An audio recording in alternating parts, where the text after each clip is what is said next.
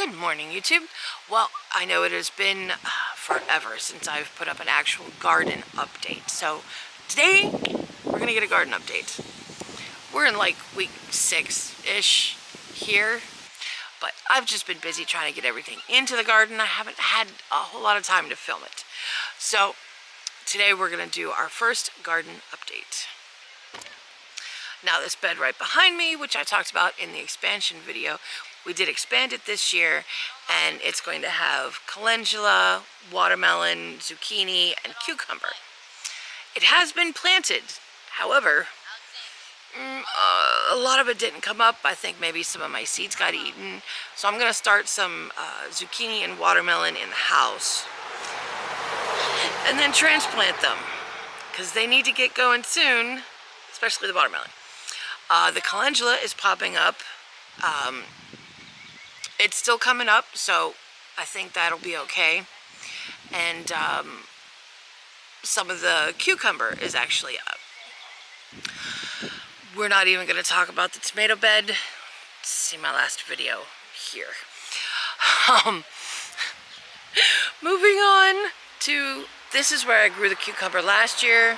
This year it is cherry tomatoes, and I'm going to put sweet potatoes in the front. Right now there's some beets growing in there, and I'm going to have a couple kajari melons on the end of the wall here.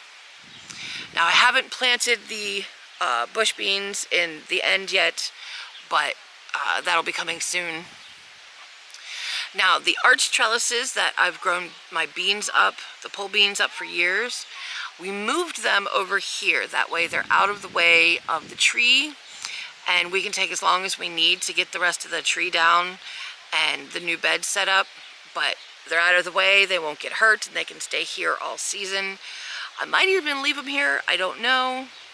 We'll see how they grow over here. They might like it, they might not. Last year I tried a new variety, just a couple plants of rattlesnake beans, and I really liked them. So this year I'm not growing the runner beans, partially because I think it'll be too hot and too much light for them over here. But I'm going to grow the rattlesnake beans instead of the runner beans. But the other trellis is still going to have the purple blawhild. And they are already planted, but they are not sprouted up yet. And then behind there, I have planted some corn. I saved my own seed last year. I didn't get any good ears. I only got a handful of like half ears. We had some terrible storms during the tasseling time, and they just didn't germinate very well. So I saved everything that I did get for seed. I don't know how good it's going to be, but they're all planted in this bed, so we'll see how that goes. But I am really liking how this is all coming together on this side of the garden.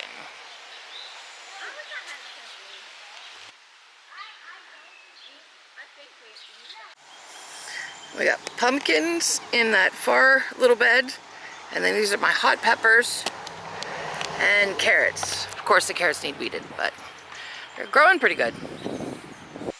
Now behind me we've got the potatoes that are growing really well that I planted last summer, and the peas along the outside wall,